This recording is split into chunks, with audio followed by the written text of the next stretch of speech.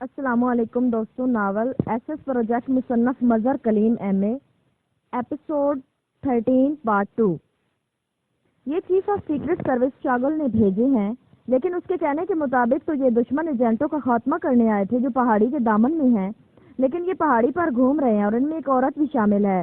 اس عورت نے مجھے مشکوک کر دیا. تم نے ان کی مکمل نگرانی کرنی ہے اور ان پر فائر بھی کھول سکتے ہو. ریکھا نے پوچھا. نگرانی تو میں کر سکتا ہوں مادام، لیکن فائر نہیں ہو سکتا. اس کے لیے لیبارٹری سے اجازت لینی پڑے گی. جیکب نے جواب دیا. اوہ نہیں، لیبارٹری کھولنے کا تو سوال ہی نہیں پیدا ہوتا. ٹھیک ہے، تم ان کی نگرانی کرتے رہو اور مجھے وقفے سے رپورٹ دیتے رہو. میرا انٹرکام نمبر 4 ہے، ریکھا نے کہا. یس مادام، دوسری طرف سے جیکب نے کہا، اور ریکھا نے اور کہہ کر ریسیور رکھ دیا. یہ عورت کون ہو سکتی ہے؟ میرا تو خیال ہے کہ پوری چیکنگ پارٹی جس وادی وارنگ میں ہے ان میں ایک عورت بھی نہیں ہے، کاشی نے کہا. اس عورت کی وجہ سے تو مجھے بھی شک پڑتا ہے کہ کہیں یہ عمران اور اس کے ساتھی نہ ہو، کہ ان کے ساتھ ایک عورت ہے. میرا مطلب عمران کی ساتھی جولیا، لیکن یہ آئے ہیلی کاپٹر پر ہیں اور شاگل نے انہیں اپنے آدمی کہا ہے. ریکھا نے کاشی نے الجھے ہوئے لہجے میں کہا. ہو سکتا ہے شاید کسی کو ان کو غلط فہمی ہو، جنہیں وہ اپنے آدمی سمجھ رہے ہیں وہ عمران اور اس کے ساتھی ہوں. کاشی نے جواب دیتے ہوئے کہا. دیکھو ابھی کنفرم ہو جائے گا، ریکھا نے کہا، اور وہ دونوں خاموش ہو گئی. 10 منٹ بعد اچانک انٹرکام کی گھنٹی بج اٹھی اور ریکھا نے چونک کر ریسیور اٹھا لیا. Hello hello, Jacob calling madam Rekha. دوسری طرف سے جیکب کی متوحش سی آواز سنائی دی. کیا ہوا؟ یہ تم پریشان کیوں ہو؟ ریکھا نے حیرت بھرے لہجے میں کہا. مادام، پہاڑی کی چوٹی پر نصب ایکسم گیس بم چیکنگ ہیڈ کوارٹر نے فائر کر دیے ہیں. اس وقت پوری پہاڑی ایکسم گیس میں ڈھکی ہوئی ہے. دوسری طرف سے اس طرح متوحش لہجے میں کہا گیا. ایکسم گیس وہ کیا ہوتی ہے؟ ورکس نے فائر کی ہے. اس سے کیا ہوگا؟ ریکھا نے کچھ نہ سمجھنے کے انداز میں کہا. یہ فوری طور پر بے ہوش کر دینے والی مخصوص قسم کی گیس ہے. ہوا سے بھاری ہونے کی وجہ سے اوپر سے نیچے اس طرف آتی ہے جس طرف پانی آتا ہے. اس کی مخصوص سلنڈر کی پہاڑی کی چوٹی پر نصب کیے گئے تھے، لیکن ان کا operational control checking headquarter میں ہے. یہ انتظام اس لیے کیا گیا کہ کسی بھی ایمرجنسی کی صورت میں پہاڑی کے اوپر موجود دشمنوں کو بے ہوش کیا جا سکے، اور یہ گیس فائر کر دی گئی ہے اور اس وقت پوری پہاڑی کی گرد پھیلی ہوئی ہے. جیکب نے جواب دیا. اوہو، اب میں سمجھ گئی. ہیلی کاپٹر میں جو لوگ آئے ہیں یہ دشمن ایجنٹ ہیں. انہوں نے چیکنگ ہیڈ کوارٹر کو بھی بے وقوف بنا لیا اور یہاں پہنچ گئے، اور مجھے اب اپنے بے وقوف بننے کا احساس ہوا ہوگا. انہوں نے یہ گیس دیکھی تو نہیں ہے؟ ریکھا نے تیز لہجے میں کہا. میں ہو سکتا ہے ایسا ہو، جیکب نے جواب دیا. اس گیس کے اثرات کتنی دیر رہتے ہیں؟ ریکھا نے بے چین سے لہجے میں پوچھا. 15 منٹ تک مادام. اس کے بعد یہ ہوا میں شامل ہو کر اور پھیل کر اپنی تاثیر ختم کر دیتی ہے. اس کا رنگ گہرا نارنجی ہوتا ہے. اس وقت پوری پہاڑی نارنجی بنی ہوئی ہے. جیسے اس کے اثرات ختم ہوں گے اس کا رنگ بھی غائب ہو جائے گا. جیکب نے جواب دیتے ہوئے کہا. وہ ایجنٹ جو پہاڑی پر موجود تھے وہ کہیں گیس فائر ہونے سے پہلے تو فرار نہیں ہو گیا؟ ریکھا نے پوچھا. او نو مادام، جب گیس بم فائر ہوئے میں نے انہیں شمال مغربی حصے کی طرف جاتے ہوئے دیکھا ہے. وہ غائب کیسے ہو سکتے؟ پھر اس گیس کی رینج تقریباً 9 گز تک ہوتی ہے، اس لیے وہ یقیناً وہیں بے ہوش ہوئے پڑے ہوں گے. جیکب نے جواب دیتے ہوئے کہا. اوکے، اس گیس کے اثرات ختم ہو تو مجھے کال کرنا، ریکھا نے کہا، اور اس کے ساتھ اس نے ریسیور رکھ دیا. اس کا چہرہ مسرت کی زیادتی سے ہیرے کی طرح دمک رہا تھا. یہ تو بری خبر ہے ریکھا کہ عمران اور اس کے ساتھی ہمارے اس قدر قریب پہنچ چکے ہیں اور آپ خوش ہو رہی ہیں. کاشی نے حیرت بھرے لہجے میں کہا. اور ریکھا بے اختیار ہنس پڑی. ہاں، اگر یہ گیس فائر نہ ہوتی تو یقیناً میں بھی اسے بری اور تشویشناک خبر قرار دیتی، لیکن اب یہ خبر ہمارے لیے ٹھیک ہے. میں لیبارٹری سے باہر جا کر انہیں گولیوں سے خود اڑا دوں گی، پھر ان کی لاشیں ہیلی کاپٹر پر رکھ کر میں سیدھا پرائم منسٹر کے پاس لے جاؤں گی اور انہیں بتاؤں گی کہ کس طرح شاگل کی حماقت کی وجہ سے دشمن ایجنٹ اس اہم ترین پروجیکٹ کے سر پر پہنچ گئے تھے، لیکن میں نے انہیں مار گرایا ہے. ریکھا نے کہا. ہاں، پھر تو صدر صاحب کے لیے بھی شاگل کی حمایت کرنا ممکن نہ رہے گی اور پرائم منسٹر صاحب انہیں پہلے ہی معطل کر کے بلکہ سروس سے ہی برخاست کر سکتے ہیں، کاشی نے کہا. اور ریکھا نے اس بات میں سارے لا دیا. بس مجھے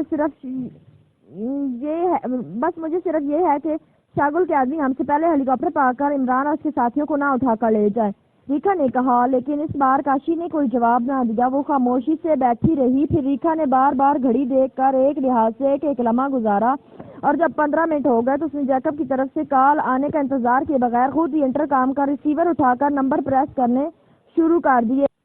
ہیلو، ریکھا کالنگ، ریکھا نے انتہائی بے چین لہجے میں کہا. یس مادام، جیکب بول رہا ہوں. ابھی گیس کا رنگ کسی حد تک موجود ہے. مزید 5 منٹ بعد اس کے اثرات مکمل طور پر ختم ہو جائیں گے، جیکب نے کہا۔ اوکے، ریکھا نے کہا اور کریڈل دبا کر اس نے ایک نمبر پریس کر دیا۔ یس، ڈاکٹر ایلفریڈ بول رہا ہوں۔ دوسری طرف سے ڈاکٹر ایلفریڈ کی آواز سنائی دی۔ ریکھا بول رہی ہوں ڈاکٹر، 5 منٹ بعد لیبارٹری کا میرے والا حصہ کھول دیں، ریکھا نے کہا۔ کیوں، اس کی کیا ضرورت پڑ گئی؟ ڈاکٹر ایلفریڈ نے حیرت بھرے لہجے میں کہا اور ریکھا نے اسے تفصیل بتانی شروع کر دی۔ تو آپ واپس لیبارٹری میں آئیں گے؟ ڈاکٹر ایلفریڈ نے کہا، نہیں، جن دشمنوں کے لیے میں یہاں آئی تھی وہ باہر بے ہوش پڑے ہوئے ہیں۔ میں انہیں دیکھ کر ہیلی کاپٹر میں ان کی لاشیں ڈال کر انہیں لے کر واپس چلی جاؤں گی، ریکھا نے جواب دیا۔ ٹھیک ہے، 5 منٹ بعد میں لیبارٹری کھول دوں گا، آپ کو کتنا وقت باہر جانے میں لگے گا؟ ڈاکٹر ایلفریڈ نے کہا۔ اپنے ساتھیوں کو باہر لے جانے اور اپنے ہیلی کاپٹر کو بھی باہر لے جانے میں 10 منٹ تو لگ ہی جائیں گے، ریکھا نے جواب دیا۔ اوکے، میں 10 کی بجائے 15 منٹ بعد لیبارٹری دوبارہ بند کر دوں گا اور پلیز آپ مجھے ڈسٹرب نہ کریں گی، ڈاکٹر ایلفریڈ نے کہا۔ یس ڈاکٹر، ریکھا نے مسکراتے ہوئے کہا اور کریڈل دبا کر اس نے ایک نمبر پریس کر دیا۔ یس، دوسری طرف سے ایک آواز سنائی دی۔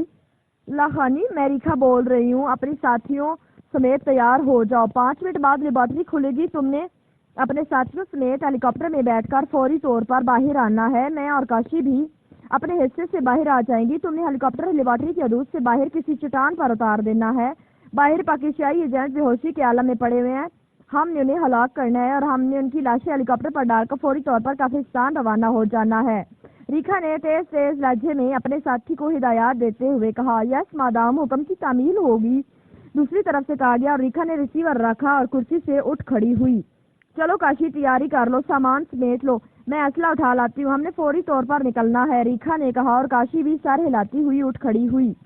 عمران اور اس کے ساتھی پہاڑی چٹانوں پر بیٹھے لیبارٹری کو تلاش کرتے پھر رہے تھے۔ عمران کے ہاتھ میں ایک چھوٹا سا آلہ تھا، اس پر سرخ رنگ کا ایک چھوٹا سا بلب جل رہا تھا، اسے سائنسی زبان میں ٹیڈی کہا جاتا ہے، یہ سائنسی لیبارٹری سے نکلنے والے ضائع شدہ سائنسی مواد اور گیسوں کو ڈیٹیکٹ کر لیتا ہے، اس طرح لیبارٹری کا محل وقوع آسانی سے معلوم کیا جا سکتا تھا۔ عمران کو معلوم تھا کہ جیسے ہی یہ گیسیں یا مواد ڈیٹیکٹ ہوگا، اس پر جلنے والا بلب بھی سبز ہو جائے گا اور اس کے ساتھ اس پر موجود ڈائل وہ سمت بھی بتا دے گا جہاں یہ گیسیں یا مواد موجود ہوگا، لیکن ٹی ڈی نے اپنے مخصوص کوشچن نہ دیا تھا۔ ویسے پہاڑی پر ہر طرف برف ہی برف نظر آ رہی ہے، برف کے نیچے کہیں ایک ایسا پروجیکٹ مکمل کیا جا رہا ہے جس میں مکمل ہوتی وادی مشکبار کی تحریک دم توڑ جائے گی اور لاکھوں شہیدوں کا نہ صرف خون رائے گا چلا جائے گا بلکہ وادی مشکبار بھی شدید طویل عرصے کے لیے ظلم کے اندھیرے اور جبر کی تاریکی میں ڈوب جائے گی۔ عمران صاحب، لیبارٹری کو انہوں نے انتہائی محفوظ بھی بنایا ہوگا اور اس کے گرد سائنسی حفاظتی اقدامات بھی کیے ہوں گے۔ اس طرح پہلی بات یہ کہ ہم اسے تلاش کرتے ہوئے خود انہیں حفاظتی اقدامات کی زد میں بھی آ سکتے ہیں، اور دوسری بات یہ کہ اگر ہم اسے تلاش بھی کر لیں تو اسے کیسے کیا جائے؟ صفدر نے کہا۔ اسے تیسری بات یہ ہے کہ تباہ کرنا ہوگا، عمران نے مسکراتے ہوئے کہا۔ تیسری بات وہ کیا؟ صفدر نے کہا، اسی پہاڑی کے اس حصے کو تباہ کر دیا جائے گا جہاں وہ لیبارٹری ہوگی، اس طرح لیبارٹری کے نیچے سے زمین غائب ہو جائے گی اور اگر وہ تباہ نہ بھی ہوئی تو لڑک کر نیچے جا گرے گی اور اس طرح اس کے اندر موجود تمام مشینری خود بخود تباہ ہو جائے گی اور پروجیکٹ ایک لحاظ سے ختم ہو جائے گا۔ اس کے بعد ظاہر ہے اندر موجود افراد باہر نکلیں گے اور ہم ان پر فائر کھول دیں گے، اس طرح تیسری بات کامیاب رہے گی، عمران نے مسکراتے ہوئے کہا۔ تو صفدر نے اس بات میں سر ہلا دیا۔ اچانک اپنے سروں پر انہیں ہلکے سے دھماکے سنائی دینے لگے اور وہ بے اختیار سر اٹھا کر اوپر دیکھنے لگے۔ پہاڑی کی چوٹی پر نارنجی رنگ کے بڑے بڑے بادل اٹھتے دکھائی دے رہے تھے۔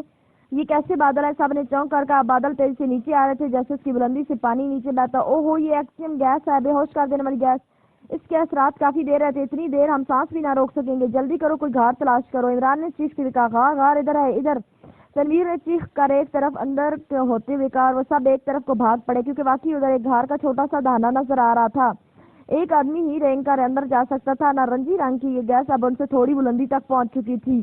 جلدی کرو، اندر گھسیٹ جاؤ، عمران نے کہا۔ پھر ایک ایک کر کے وہ سب غار کے اندر گھسٹ کر غائب ہوتے گئے۔ عمران نے سانس روک لی تھی اور پھر سب سے آخر میں جیسے ہی غار میں داخل ہوا، نارنجی رنگ کی گیس ان کے سروں کی بلندی پر پہنچ گئی۔ عمران اندر داخل ہوتی بجلی کی سی تیزی سے لڑکا اور اس نے ادھر ادھر پڑی ہوئی برف کے تودے اٹھا کر دانا بند کرنا شروع کر دیا۔ صفدر اور دوسرے ساتھی بھی اس کی مدد کرنے لگے۔ چند لمحوں بعد دانا برف کے تودوں سے بند ہو گیا۔ جولیا نے اپنے تھیلے سے ٹارچ نکالی اور اس کو روشن کر دیا اور تودے لگا دو، ہوا اندر نہ آ سکے، عمران نے آہستہ سے کہا اور وہ سب دوبارہ اس کام میں مصروف ہو گئے۔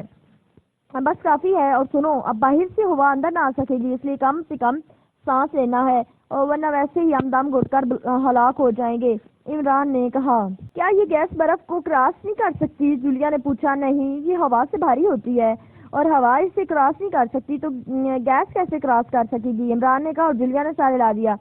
کتنی دیر اس کے اثرات رہیں گے؟ تنویر نے پوچھا۔ کم از کم 20 منٹ، عمران نے کہا اور پھر وہ سب خاموش ہو گئے۔ غار اندر سے اتنا بڑا نہ تھا کہ وہ سب ایک دوسرے کے قریب بیٹھ سکے، اس لیے وہ خاموشی سے بیٹھ گئے۔ عمران نے پہلے ہی ٹارچ آلہ بند کر کے جیب میں ڈال لیا تھا، اس لیے وہ خالی ہاتھ بیٹھا ہوا تھا، البتہ اس نے کلائی پر بندی گھڑی پر وقت دیکھ لیا تھا۔ وہ سب خاموش اور تقریباً بے حس و حرکت بیٹھے ہوئے تھے اور عمران کی ہدایت کے مطابق آہستہ آہستہ سانس لے رہے تھے تاکہ گھر کے اندر موجود آکسیجن بہت جلد خرچ نہ ہو جائے۔ پھر تقریباً 15 منٹ بعد عمران نے آہستہ سے انہیں وہیں رکنے اور سانس روکنے کا حکم دے کر خود تیزی سے برف کے تودے ہٹانے شروع کر دیے اور پھر باقی ساتھیوں نے آگے بڑھ کر اس کی مدد کرنا شروع کر دی اور چند لمحوں بعد ایک بار پھر دہانہ کھل گیا۔ باہر نارنجی رنگ ہر طرف پھیلا ہوا نظر آ رہا تھا۔ عمران نے سانس روک لیا، پھر گھسٹ کر آہستہ آہستہ باہر نکل آیا۔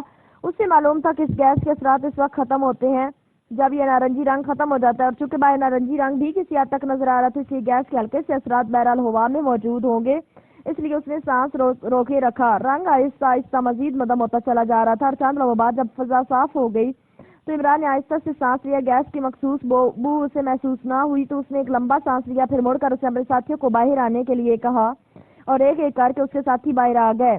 اب تم اطمینان سے سانس لے سکتی ہو، گیس کے اثرات ختم ہو چکے ہیں، عمران نے کہا اور پھر ایک بار آلہ نکال کر ہاتھ میں لے لیا۔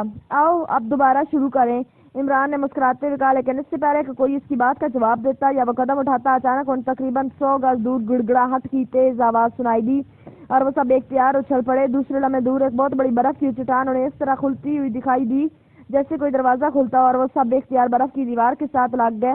انہوں نے جلدی سے جیبوں سے مشین پسٹل نکال لیے تھے۔ چٹان کھل گئی، پھر اس کے دیکھتے ہی دیکھتے اندر سے ایک آدمی نمودار اس کے ساتھ ایک رسی بھی تھی، اس رسی سے کسی چیز کو کھینچ رہا تھا۔ چند لمحوں بعد ایک برف اور راڈ کی مدد سے پھسلتا ہوا ایک بوما ہیلی کاپٹر باہر آیا۔ باہر کافی دور تک کھلی ہوئی ایک مسلح چٹان تھی۔ ہیلی کاپٹر کے پیچھے 8 آدمی اسے دھکیلتے ہوئے باہر آ گئے تھے۔ اب ہیلی کاپٹر سے بندھی ہوئی رسی کھولی جانے لگی۔ اسی لمحے ایک آدمی نے مڑ کر ان کی طرف دیکھا اور اس کے ساتھ ہی وہ چیخ پڑا، ادھر ادھر دشمن ایجنٹ ہیں! اس کی تیز آواز انہیں سنائی دی اور وہ 9 کے 9 آدمی تیزی سے ان کی طرف آ رہے تھے کہ عمران نے چیخ کر فائر کہا اور خود بھی اپنے ہاتھ میں موجود مشین پسٹل کا ٹریگر دبا دیا۔ ایک وقت میں کئی مشین پسٹل سے مخصوص آواز نکلی اور اس کے ساتھ ہی فضا ان کی چیخوں سے گونج اٹھی اور وہ 9 کے 9 آدمی ایک لمحے کے لیے گولیوں کی بارش میں اپنے جسموں پر جھیل کر نیچے گرے۔ چند لمحے تڑپنے کے بعد ساکت ہو گئے۔ دھانا ابھی تک کھلا ہوا تھا، اس کے باوجود کوئی آدمی باہر نہ آیا تھا۔ دوڑو، یہ لیبارٹری کا راستہ ہے، جلدی کرو کہ یہ بند نہ ہو جائے، ہم نے اندر جانا ہے، عمران نے چیخ کر کہا اور ہیلی کاپٹر کی طرف دوڑ پڑا۔ چند لمحوں بعد وہ چٹانوں کو پھلانگتے ہوئے ہیلی کاپٹر تک پہنچ گئے۔ ان کے پیروں میں چونکہ مخصوص قسم کے جوتے تھے اس لیے وہ برف پر بھاگتے ہوئے پھسلے نہ تھے۔ ان کی لاش اٹھا کر نیچے گہرائیوں میں پھینک دو، جلدی کرو، یہ یقیناً ریکھا کے ساتھی ہیں، جلدی کرو، عمران نے چیخ کر کہا۔ پھر سوائے جولیا کے باقی سب ساتھی اس کی ہدایت پر عمل کرنے میں مصروف ہو گئے۔ چند لمحوں میں 9 آدمیوں کی لاشیں فضا میں اڑتی ہوئی نیچے عمیق گہرائیوں میں گر کر ان کی نظروں سے غائب ہو چکی تھی۔ ہیلی کاپٹر کو اندر لے چلو، ہو سکتا ہے یہ ہماری واپسی کے کام آئے، جلدی کرو، عمران نے چیخ کر کہا۔ سب ہیلی کاپٹر سے چمٹ گئے، اسے دھکیلتے ہوئے اندر لے جانے لگے۔ اندر ایک بڑا ہال نما کمرہ تھا جس میں ایک طرف کیبنوں کا ڈھیر تھا، خوراک کے بند ڈبے، پانی کی بوتلیں موجود تھی۔ یہ اسٹور لگتا تھا کیونکہ اس قسم کی چیزوں کے وہاں واقعی ڈھیر لگے ہوئے تھے۔ ایک کونے میں میز پڑی ہوئی تھی جس کے ساتھ ایک کرسی تھی اور پھر ایک دیوار پر ریک بنا ہوا تھا، اس پر رجسٹر اور بہت سی کتابیں پڑی ہوئی تھی۔ ہیلی کاپٹر سمیٹ کر اندر آنے کے باوجود دھانا ویسے ہی کھلا ہوا تھا۔ عمران نے اس کو بند کرنے کے لیے پورے کمرے کو چھان ڈالا لیکن اسے وہاں کوئی بٹن وغیرہ نظر نہ آیا۔ دھانے پر کھڑے ہو جاؤ، ہو سکتا ہے کوئی باہر سے آئے، جلدی کرو، عمران نے چیخ کر اپنے ساتھیوں سے کہا۔ وہ سب تیزی سے دھانے پر پہنچ کر اس کے آگے کھڑے ہو گئے۔ عمران نے ایک بار پھر دیواروں پر ہاتھ پھیر کر اسے دھانے کو بند کرنے کا سسٹم تلاش کرنے کی کوشش شروع کر دی لیکن کافی کوشش کرنے کے باوجود وہ سسٹم ٹریس نہ کر سکا، جبکہ دھانا اسی طرح کھلا ہوا تھا اور وہ دھانے پر آ کر کھڑا ہو گیا۔ اس دھانے کے بند نہ ہونے سے واقعی ذہنی طور پر الجھ گیا تھا۔ اچانک میز پر رکھے ہوئے انٹرکام کی گھنٹی بلند آواز میں بج اٹھی۔ عمران تیزی سے مڑا، میز کی طرف بڑھنے لگا لیکن دوسرے لمحے وہ رک گیا۔ اسے اچانک ایک خیال آ گیا کہ ہو سکتا ہے یہ گھنٹی اس لیے بجائی جا رہی ہو تاکہ یہ چیک کر لیا جائے کہ کیا واقعی وہ 9 آدمی ہیلی کاپٹر لے کر چلے گئے ہیں یا نہیں، اور ویسے بھی اسے معلوم نہ تھا کہ یہ 9 افراد کون تھے. گھنٹی بجنی بند ہو گئی. اس کے ساتھ ہی گڑگڑاہٹ کے ساتھ دھانا خود بخود بند ہونے لگ گیا اور اس کے ساتھ ہی تیزی سے اندر آ گیا. اس طرح تو ہم اندر بند ہو کر رہ جائیں گے. جولیا نے بے چین لہجے میں کہا, فکر نہ کرو, ہمارے پاس انتہائی طاقتور اسلحہ موجود ہے, ایسا اسلحہ جو پہاڑی اڑا سکتا ہے, وہ شیطان کو نہ اڑا سکے گا. عمران نے کہا. سب ساتھیوں کے ستے ہوئے چہرے اطمینان سے بھر گئے. تھوڑی دیر بعد دھانا مکمل طور پر بند ہو گیا. اس کے ساتھ ہی چھت پر جلنے والی لائٹ بھی یک لخت آف ہو گئی. اسٹور میں گھپ اندھیرا سا چھا گیا. عمران لائٹ آف ہوتے دیکھ کر بےاختیار مسکرا دیا, کیونکہ اس کے خیال کی تصدیق ہو گئی تھی کہ انٹر کام کی گھنٹی اس لیے بج رہی تھی کہ ان لوگوں کی عدم موجودگی کی تصدیق کی جا سکے, کیونکہ کسی کے ریسیور نہ اٹھانے کی وجہ سے انہیں یقین ہو گیا تھا کہ وہ سب چلے گئے ہیں, اور اسی لیے پھر انہیں دہانا بند کر دیا. ساتھ ہی لائٹ بھی, کیونکہ ظاہر ہے اسٹور میں اب اس کی ضرورت ہی نہ رہی تھی. اندھیرا ہوتے ہی جولیا نے ایک بار پھر تھیلے سے ٹارچ نکال کر روشنی کر لی. مبارک ہو, اتنا تو ہوا کہ ہم لیبارٹری میں داخل ہونے میں کامیاب ہو گئے. عمران نے مسکراتے ہوئے کہا. ہاں واقعی, لیکن اب کرنا کیا ہے؟ یہ اسٹور تو ہر طرف سے بند ہے. جولیا نے کہا. کوئی نہ کوئی دروازہ ضرور ہوگا, لیکن مسئلہ یہ کہ اس کا آپریٹنگ سسٹم کسی اور جگہ ہے. عمران نے کہا. پھر کیوں نہ ہم اسے استعمال کر کے دیوار توڑ دی جائے. تنویر نے کہا. فوری طور پر مت سوچو, ایسا نہ ہو کہ یہاں بھی گیس فائر کر دی جائے اور ہم بے ہوش ہو کر ان کے رحم و کرم پر جا پڑے. عمران نے کہا. پھر اسے آگے بڑھ کر انٹر کام کا ریسیور اٹھایا. ویسے ہی اس نے ایک نمبر پریس کر دیا. یس ڈاکٹر الفریڈ بول رہا ہوں. دوسری طرف سے ایک آواز سنائی دی. چیف آف سیکرٹ سروس شاگل بول رہا ہوں. عمران کے منہ سے شاگل کی آواز نکلی. کیا تم اس انٹر کام پر کیسے پہنچے؟ کیا آپ لیبارٹری کے اندر سے بول رہے ہیں؟ یہ کیسے ہو سکتا ہے؟ دوسری طرف سے بولنے والے کے لہجے میں شدید حیرت تھی. ڈاکٹر الفریڈ, یہ کیا تماشا ہے؟ میں اپنے ساتھیوں سمیت ایک کھلی ہوئی چٹان سے اندر داخل ہوا تو کسی بڑے سے اسٹور میں آ گیا. چھت پر لائٹ جل رہی تھی. اچانک گھر کا دانا گڑگڑاہٹ سے بند ہو گیا اور لائٹ بھی بند ہو گئی. عمران نے شاگل کے انداز میں جھلائے ہوئے لہجے میں کہا. او ہو, آپ ادھر کیسے آ گئے؟ Very bad. ٹھیک ہے, میں دھانا کھولتا ہوں, آپ باہر چلے جائیں. دوسری طرف سے ڈاکٹر الفریڈ نے تیز لہجے میں کہا. لیکن یہ چکر کیا ہے؟ یہ دشمن کو تلاش کرنے, ہم تو دشمن کو تلاش کرنے آئے تھے. کیا آپ اس طرح لیبارٹری کھولتے اور بند کرتے ہیں؟ حالانکہ ایسا کرنا تو سختی سے منع کیا گیا ہے. عمران نے غصیلے لہجے میں کہا. آپ درست کہہ رہے ہیں, لیکن مجھے پرائم منسٹر صاحب کے حکم کی وجہ سے مجبوراً ایسا کرنا پڑا. انہوں نے اسپیشل ٹرانسمیٹر پر مجھے کال کر کے کہا کہ پاور ایجنسی کی چیف مادام ریکھا اپنے ساتھیوں کے ساتھ لیبارٹری کی حفاظت کے لیے آ رہی ہے.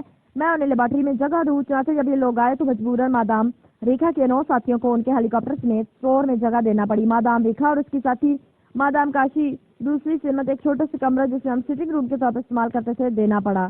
پھر مادام ریکھا نے مجھے بتایا کہ میں لیبارٹری کھول دوں, کیونکہ گیس فائر کی وجہ سے دشمن ایجنٹ باہر بے ہوش پڑے ہیں.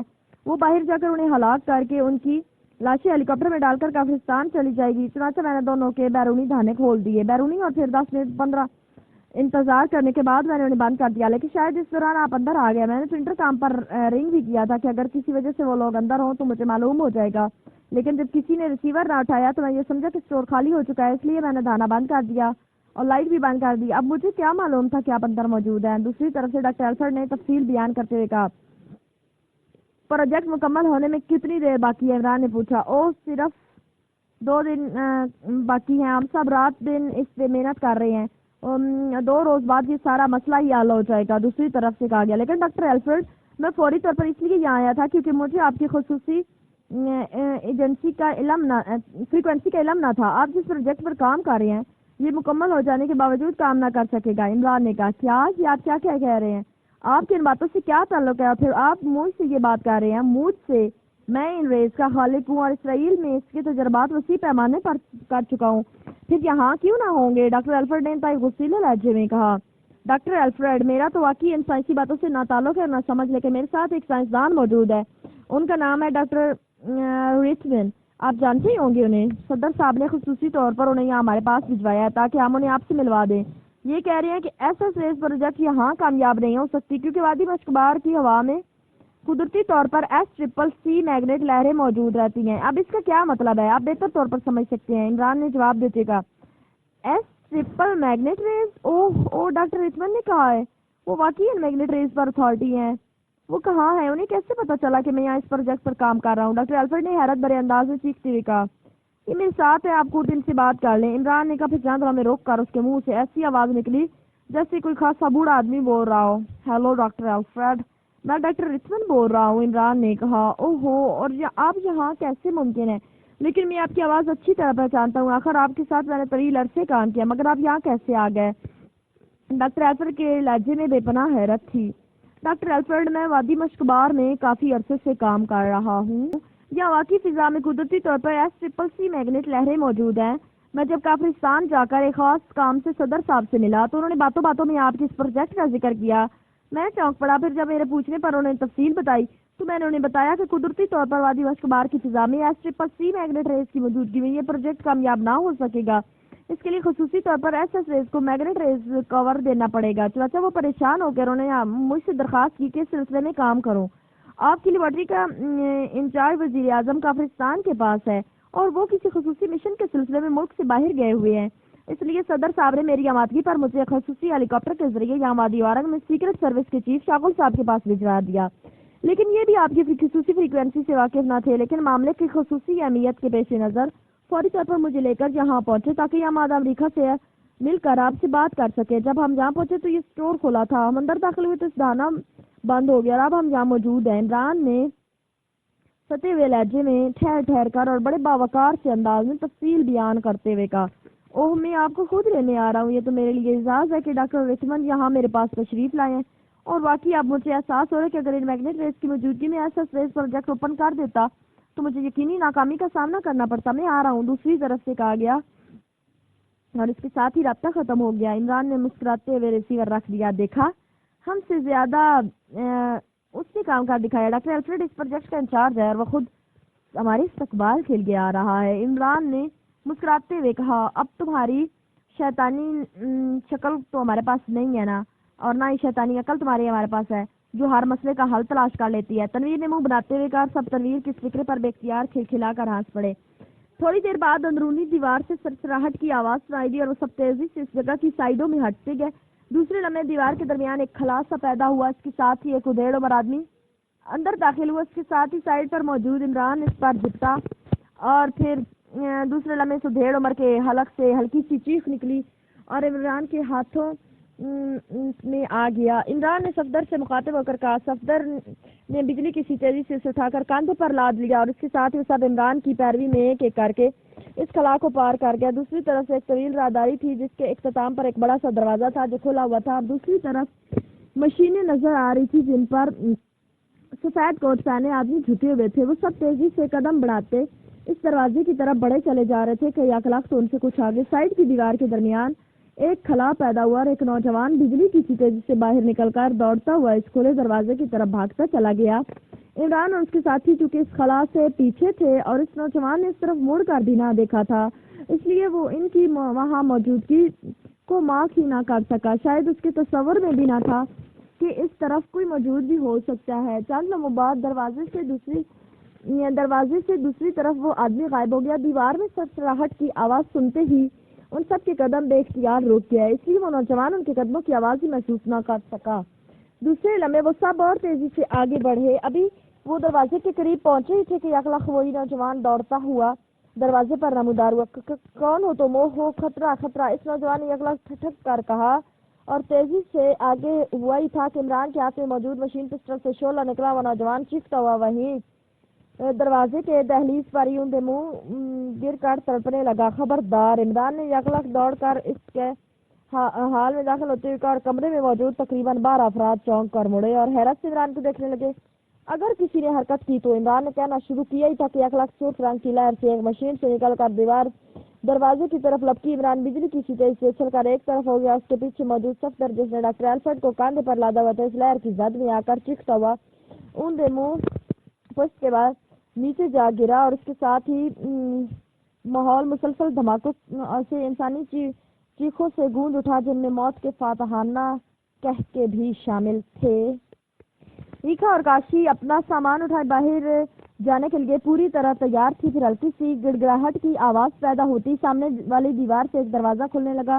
وہ دونوں تیزی سے کھلنے والے دروازے سے باہر آ گئی۔ دونوں کے جسموں پر سردی سے تحفظ کے لیے خصوصی لباس موجود تھے۔ ہمارے ساتھی دوسری طرف سے نکلیں گے، آؤ ادھر، ریکھا نے باہر آ کر کاشی سے کہا۔ کاشی نے اس بات میں سر ہلا دیا، پھر وہ محتاط انداز میں برف پر چلتی ہوئی اس طرف کو بڑھنے لگی جدھر ان کے ساتھی موجود تھے۔ باہر کوئی رنگ نظر نہ آ رہا تھا، اس لیے وہ بے ہوش کر دینے والی گیس کی طرف سے بھی مطمئن تھی، لیکن برف کی دبی سطح کی وجہ سے انہیں چلنے میں خاصی دشواری محسوس ہو رہی تھی۔ برف پر چلنے والے مخصوص جوتے ان کے پاؤں میں موجود تھے، لیکن اس کے باوجود وہ انتہائی احتیاط سے چلتی ہوئی آگے بڑھی چلی جا رہی تھی۔ پھر ایک چٹان کی اوٹ سے نکل کر وہ گھومتی ہوئی آگے بڑھی۔ ارے وہ کیا، یہ تو خون لگتا ہے! اچانک ریکھا نے دور برف پر پھیلے ہوئے سرخ سرخ دھبوں کو دیکھتے ہوئے کہا، خون ہو لگتا تو ایسا ہی ہے، لیکن یہاں کوئی ہیلی کاپٹر ہے نہ ہمارے ساتھی ہیں۔ کاشی نے حیرت بھرے لہجے میں کہا، ہاں وہ لوگ بھی نظر نہیں آ رہے، حالانکہ انہیں یہیں ہونا چاہیے، یہاں یہ خون کے دھبے نظر آ رہے ہیں۔ مادام ریکھا نے تشویش بھرے لہجے میں کہا، ان کے محتاط قدم تیز پڑ گئے۔ تھوڑی دیر بعد وہ اس جگہ پہنچ گئی، وہاں پہنچ کر برف پر خون کے دھبے پڑے ہوئے تھے، اور ساتھ ہی انہیں مشین پسٹل کی گولیوں کے خول بھی زمین پر پڑے ہوئے مل گئے۔ لاش، وہ دیکھو نیچے لاش پڑی ہے، اوہ ہو، یہ تو آتما رام کی لاش ہے، یکلخت کاشی نے چیختے ہوئے کہا، اور ریکھا تیزی سے اس کی طرف بڑھ گئی۔ کاشی آگے کی طرف جھک کر نیچے گہرائی میں دیکھ رہی تھی۔ اوہ واقعی آتما رام کی لاش ہے، ریکھا نے کہا، یہ سب کیسے ہو گیا؟ وہ ہیلی کاپٹر کہاں گیا؟ کاشی نے انتہائی پریشانی کے عالم میں کہا، ادھر آؤ، جلدی کرو، ادھر آؤ، ہم شدید خطرے کی زد میں ہیں۔ عمران اور اس کے ساتھی اس گیس سے بے ہوش نہیں ہوئے تھے، انہوں نے ہمارے ساتھیوں کو ہلاک کر کے ہیلی کاپٹر پر قبضہ کیا ہے اور نکل گئے ہیں۔ اب ہمیں ان کے ہیلی کاپٹر کو دیکھنا ہوگا، اگر وہ موجود ہے پھر تو ہماری جانیں بچ سکتی ہیں، ورنہ نہیں۔ ریکھا نے کہا، پھر ہر قسم کی احتیاط کو بالائے طاق رکھتے ہوئے واپس بھاگ پڑی۔ کاشی بھی اس کے پیچھے بھاگی۔ آہستہ بھاگو ریکھا، گر جاؤ گی۔ کاشی نے ریکھا کو بے تحاشا انداز میں بھاگتے دیکھ کر چیخ کر کہا، مگر ریکھا نے اپنی رفتار کم نہ کی۔ کاشی کسی نہ کسی طرح اس کا ساتھ دیتی رہی۔ وہ دونوں چٹانوں کو پھلانگتی ہوئی کئی بار نیچے گہرائی میں گرنے سے بال بال بچی۔ وہ ہیلی کاپٹر موجود ہے، ریکھا نے موڑ کاٹنے کے بعد ایک چٹان کی اوٹ سے باہر نکلتے ہی چیخ کر کہا، اور کاشی نے بھی سارے لا دیا۔ مسلسل بھاگنے کی وجہ سے وہ بری طرح ہانپ رہی تھی، اور پھر تھوڑی دیر بعد وہ ہیلی کاپٹر تک پہنچ ہی گئی جو ایک مثبت چٹان پر کھڑا ہوا تھا۔ شکر ہے ہیلی کاپٹر مل گیا، ورنہ ہم زندگی بھر اس برفانی سمندر سے نہ نکل سکتی، ریکھا نے ہنستے ہوئے کہا۔ پھر وہ دونوں جلدی سے ہیلی کاپٹر پر سوار ہو گئی۔ ارے ٹرانسمیٹر توڑ دیا گیا ہے، ریکھا نے پائلٹ نے سیٹ پر بیٹھتے ہوئے کہا، اور کاشی ساتھ والی سیٹ پر آ کر بیٹھ چکی تھی۔ واقعی ایسا لگتا ہے جیسے اسے جان بوجھ کر توڑا گیا ہے۔ ابھی اگر مجھے دو میں اسے درست کر سکتی ہوں، مجھے اس میں مہارت حاصل ہے، لیکن اسے جس انداز میں توڑا گیا اس کے لیے کافی وقت لگ جائے گا۔ کاشی نے جواب دیا، کاش میں لیبارٹری میں موجود لانگ رینج ٹرانسمیٹر ساتھ لے آتی، لیکن میں نے اس لیے نہ اٹھایا کہ ہیلی کاپٹر میں ٹرانسمیٹر موجود ہے، اس لیے خواہ وزن اٹھانے کا فائدہ۔ بہرحال اسے درست کرنا شروع کرو، میں اس دوران ہیلی کاپٹر کو اڑا کر عمران اور اس کے ساتھیوں کو تلاش کرتی ہوں، ریکھا نے کہا، اور کاشی نے اس بات میں سارے لا دیا۔ ریکھا نے ہیلی کاپٹر سٹارٹ کیا۔ چند لمحوں بعد وہ فضا میں بلند ہو چکا تھا، جبکہ کاشی ہیلی کاپٹر کا بیس کھول کر اس میں سے ٹرانسمیٹر مرمت کرنے کے آلات نکالنے میں مصروف ہو گئی۔ یہاں تو کہیں بھی کوئی ہیلی کاپٹر نظر نہیں آ رہا، وہ لوگ آخر گئے کہاں؟ ریکھا نے ہیلی کاپٹر کو کافی بلندی پر لے جا کر پہاڑی کے گرد چکر لگاتے ہوئے کہا، لیکن کاشی نے اس کی بات کا کوئی جواب نہ دیا، وہ ٹرانسمیٹر مرمت کرنے میں مصروف تھی۔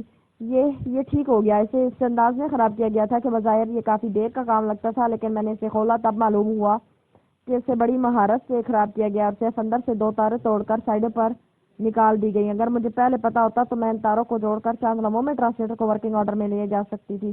بہرحال اب یہ کام کرے گا، کاشی نے کہا، اور ریکھا نے سارے لاتے ہیلی کاپٹر کو ایک جگہ فضا میں معلق کر دیا، پھر اس پر پروجیکٹ کی مخصوص فریکوینسی ایڈجسٹ کرنے لگی۔ اسے معلوم تھا کہ اسپیشل ٹرانسمیٹر میں جیکب کے کنٹرول میں ہے، اور وہ عمران اور اس کے ساتھیوں کے بارے میں پوچھنا چاہتی تھی، کیونکہ اسے یقین تھا کہ جیکب اندر سے چیکنگ مشینوں کے ذریعے عمران اور اس کے ساتھیوں کے بارے میں حقائق چیک کر چکا ہوگا۔ Hello Rekha calling. ریکھا نے ٹرانسمیٹر آن کرتے ہوئے چیخ کر کال دینا شروع کر دی، جیکب اٹینڈنگ یو۔ چند لمحوں بعد جیکب کی آواز سنائی دی، اور ریکھا کے چہرے پر اس کی آواز سن کر مسرت کی لہر سی دوڑ گئی۔ مسٹر جیکب، لیبارٹری سے باہر آ کر دیکھا ہے، ہمارے ساتھیوں کی لاشیں گہرائی میں پڑی نظر آ رہی ہیں، ہمارا ہیلی کاپٹر بھی غائب ہے، پٹشاہی ایجنٹ بھی کہیں نظر نہیں آ رہا، یہ سب کیا ہوا ہے؟ کیا آپ نے چیک کیا ہے؟ ریکھا نے تیز لہجے میں کہا۔